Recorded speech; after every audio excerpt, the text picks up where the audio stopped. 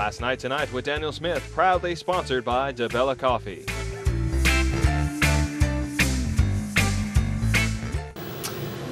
So White, good to have you back for another week as sidekick on the show. Dude, you know, I really enjoy being here, but I got some beef.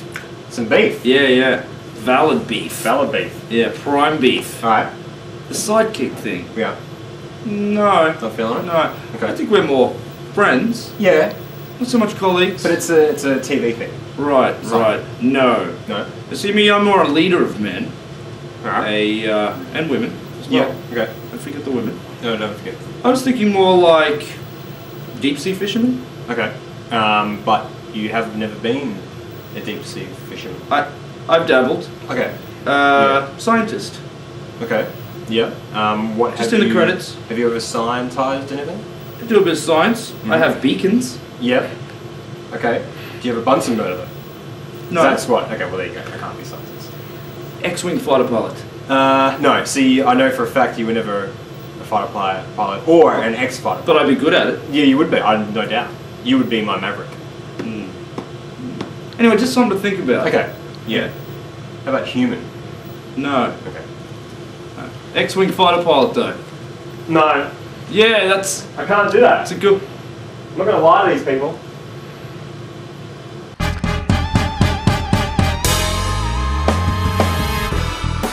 Live to tape from West End, Brisbane. This is Last Night Tonight with Daniel Smith.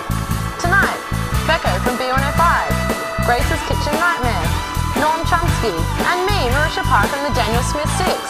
And now, here's your host, Daniel Smith! Woo!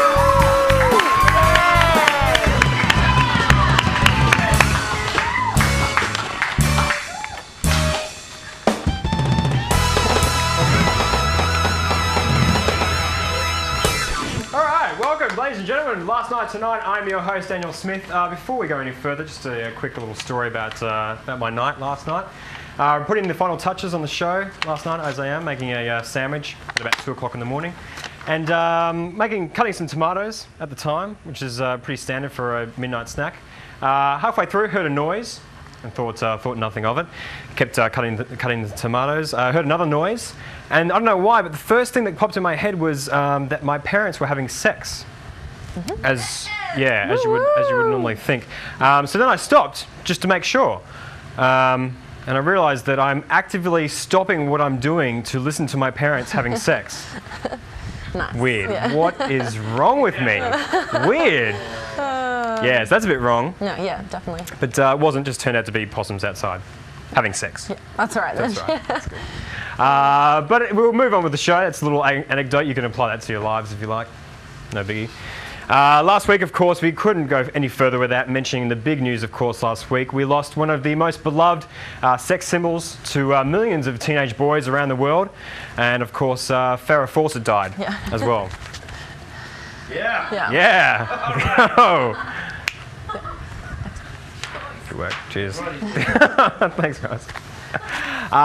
In other news, local news, the Queensland government are looking at bringing in some tests on prospective teachers, testing their literacy and numeracy skills, of course. Now, these tests are a bit controversial.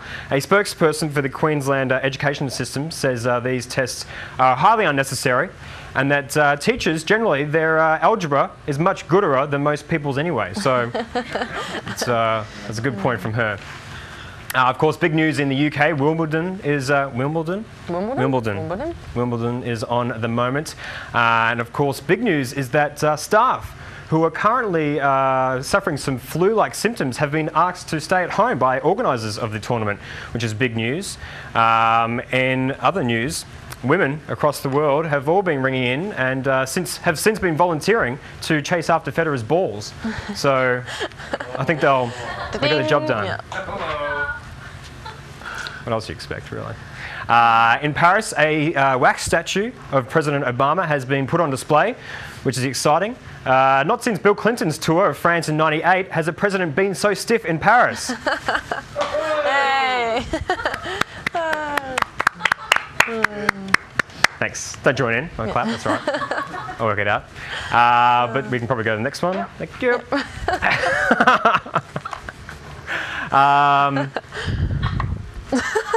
statue is just part of a whole series of wax statues of a series of pivotal leaders. The George W. Bush one is looks just like him, does nothing, and can't talk. Needless to say, the resemblance is uncanny. So.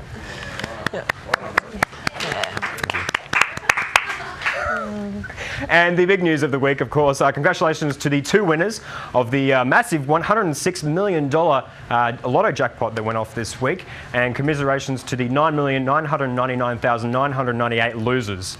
So, too bad. Yeah, maybe next time. Yep. Yeah. Next time. Yeah, good start to the show. Welcome to Last Night Tonight. I am, of course, your host, Daniel Smith. Tonight, big show. We've got Grace's Kitchen Nightmares making a welcome return for this year. Becco from B105 is joining us, which is going to be great. We'll have to chat to him later on. And, of course, Norm Chomsky, who is Michael Jackson's tour promoter. It's going to be interesting to see what he has to say about this whole ordeal. But the show cannot be what it is tonight without the help of our resident DJ. Of course, I mentioned last week, the most uncomplained DJ in the business, Miss Marisha Parker. We'll see you after the break.